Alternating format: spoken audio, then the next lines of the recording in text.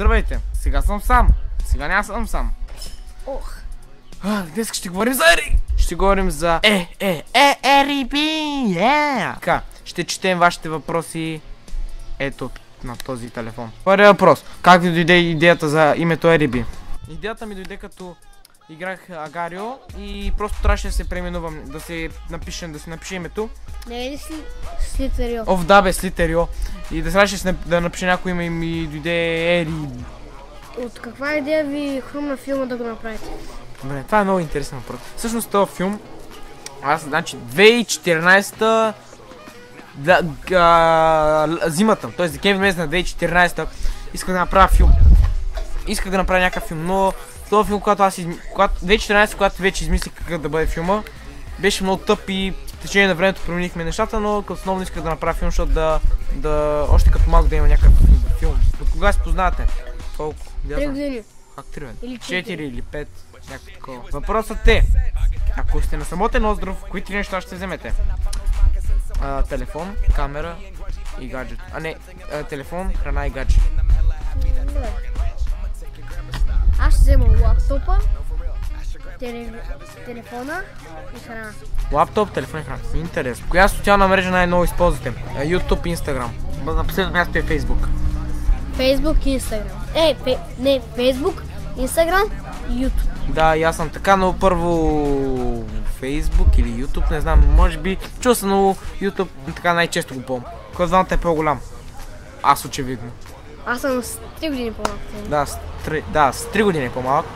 Рождения му ден е 1 месец от моя. Тоест, това няма никакво значение. Имате ли домашен любимец? Да. Да. Даже той има 2 кучета. 3 кучета. 3 кучета. Аз имам една котка и едно куче, ама ги държа отделно, защото се изяждат в принцип. Когато снимате клипове, има ли някакви проблеми, ако да, как ги решавате? Да. Да, има много проблеми. Като започнем с лигаване, Или ако дойде го проваля. Да, дойде провали, някой си тръгне, някой трябва да си тръгне, някой му стане зле. Но по принцип много трудно правим проблемите. Една сцена, която трябва да снимаме около 10 минути и да снимаме 1 час. Къде най-често обичате да ходите? София, в мола и на басейн. И на море, и на планина. На язовира ми. Имате ли брат или сестра? Имам сестра. Да, аз имам сестра. Имате ли АТВ или мотор или нещо? Някакви превозни средства. Да. АТВ, бъги, картинг. Каквото се обичам да експериментирам. Добре. Кола, скейтборд, 2 колета и роля. Имате ли странни навици? Да, много са. Да, Добре. да бия малки деца. Да бие малки деца. Също ето кадри от едно предаване, което бяхме насели при няколко месеца. Аз съм безработен, но обичам да бия деца. Добре, моите страните в навици са, ако изледа след 7 вечерта, се прибирам след 12, но освен тук иначе. Добре, това е един много навик. Алармата никога не ме събужда, имам много навици, но не мисля да ги изреждам. Какви телефони ползвате? Моят телефон, който ползвам е Meizu MX4. Един много добър телефон. Игра си ме iPhone 6s, но четям въпросите от него, защото на Twitter и на Facebook излизат по-добре, отколкото на въпрос. Колко приятели наброявате?